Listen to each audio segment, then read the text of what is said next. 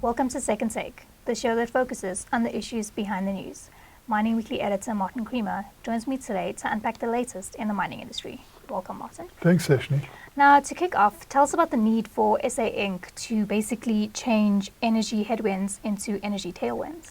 There's such a possibility here to turn this big crisis into something of huge advantage.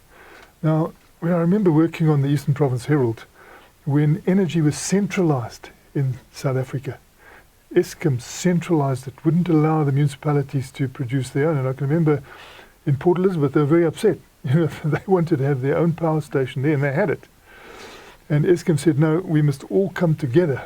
And that was a good move at that point because it lowered the price of electricity. Now we're in an era where we've got to go in the opposite way. We need to decentralise. So you can see that everything that must be done at Eskom, they must go flat out and do it. And they can improve that output. They can really give us more energy out of that, because when you look at Tutuka with 17% return, it's just shocking. Now, with the rooftop solar that's now coming in, we are going to be very decentralized. But that is something that's going to help us now. So centralization and decentralization are not good or bad in themselves, but there are times to go for them. And the time to decentralize now, I think, is going to help us tremendously, because, and don't worry about the quantity of energy you produce, just produce it. In the past, we produced a large volume of energy, and that's why we've got aluminium here. We would never have had aluminium in this country, but we had excess energy.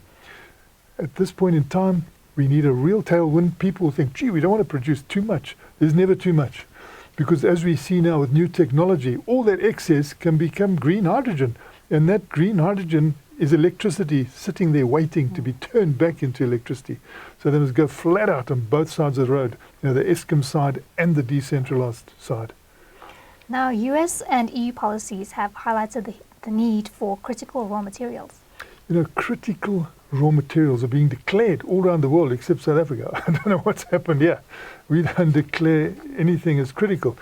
People are saying we are going into a new era. This is generational. We're going to have electricity here, electricity there, electricity everywhere. When we come to work, we're going to be driving an electrical car. And, when we go home, it's just going to be electrical. So what do you do to ensure that? From an electrical vehicle point of view, there are a whole lot of critical metals. And it's helping the mining industry. And we're fast asleep here. You look at what's happening in the EU, and you look at what's happening in the United States, particularly. The United States has introduced a new IRA legislation, they called it. It's Inflation Reduction Act. All the mining companies that I deal with every day, they're looking there. They're looking to invest in America in critical metals. Why? Because they're getting special incentives. And when the shareholders of mining companies, they always say, gee, you've got to allocate capital very carefully. Don't just allocate capital. So where will we come on the list? We'll come last. Because they'll say, well, look, if we allocate capital here, we're going to get a much better return. Let's go to the United States. Let's go to Arizona. I see these people coming through yesterday saying, oh, they want to go to Arizona. They're going to do critical metals there. And we're talking about copper. We're talking about cobalt. We're talking about nickel.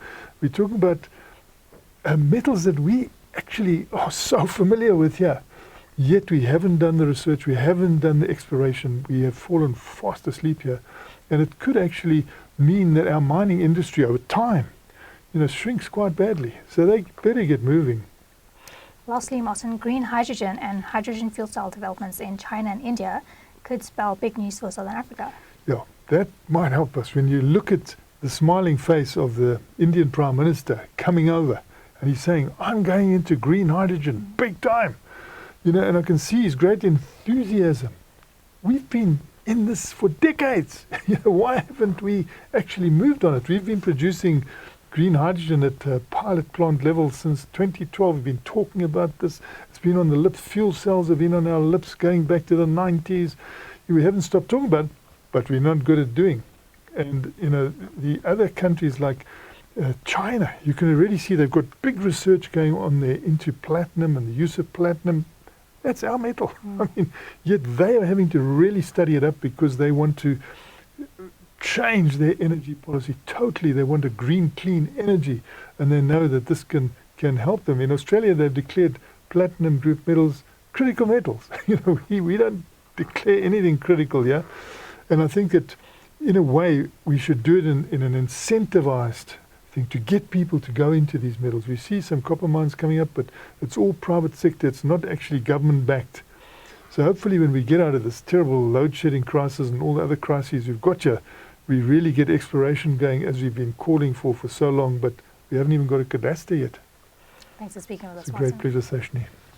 That's it for today. Join us again next week for more news analysis on the local and global mining industries. To subscribe to Creamer Media's Engineering News and Mining Weekly, please email subscriptions at creamermedia.co.za.